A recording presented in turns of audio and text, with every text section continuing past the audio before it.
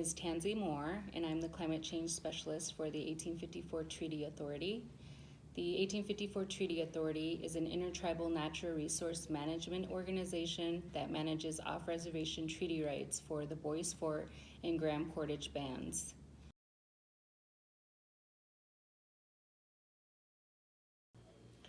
So I had previous work experience in the West Coast and then also here in the Midwest.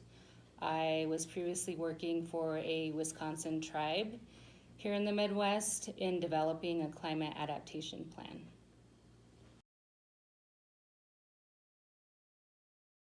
It talks a lot about like environmental justice, and so I thought about it and was thinking about how climate change affects like tribal communities, and how they're the ones who didn't create climate change, yet they're the ones who are suffering the most consequences because of it.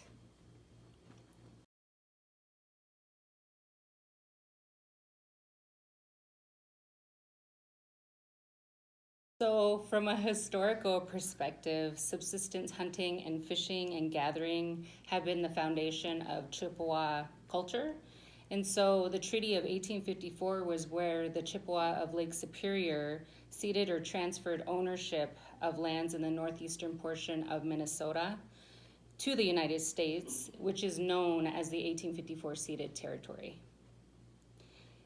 And some of the problems with climate justice is that climate and resource changes in the 1854 ceded territory being impacted by climate change is a problem, because once the range shifts with climate and it moves outside of the ceded territory boundary, then the band's rights to exercise their treaty rights are interrupted because they're stuck to that boundary and cannot shift with resources.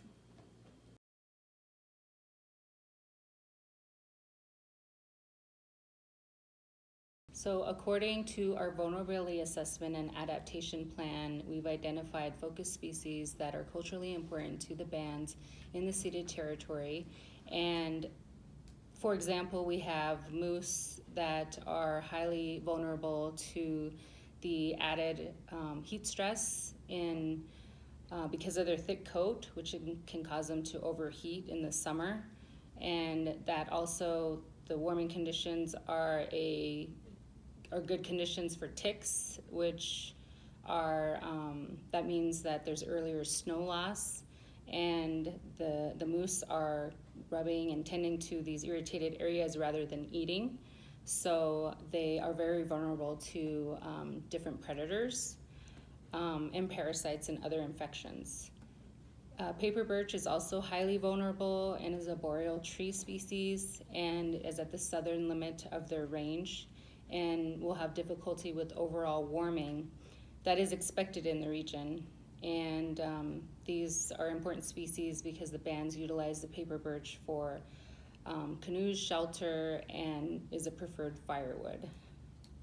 And then wild rice is a medium vulnerability, but it is at the southern edge of its range, and there's a concern that the increasing temperatures could lead to a shifting of wild rice outside of the Great Lakes region and the 1854 ceded territory in particular. Wild rice is harvested for food and is a significant role in Ojibwe cultural practices and serves as an economic resource.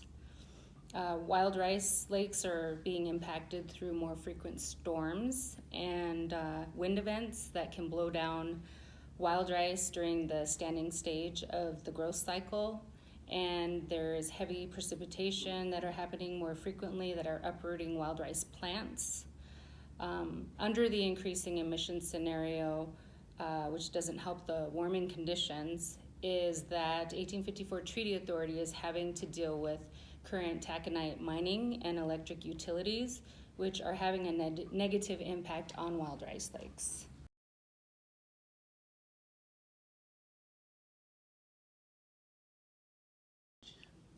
So education and outreach is a big component to our climate change program, and we have been invited out to K through 12 schools in the ceded territory, and we're able to provide education to not only K through 12 schools, but we've also been invited to college classes, to public and community events.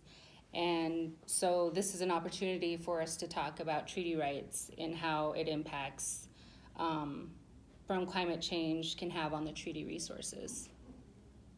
So that's an important component to education and outreach.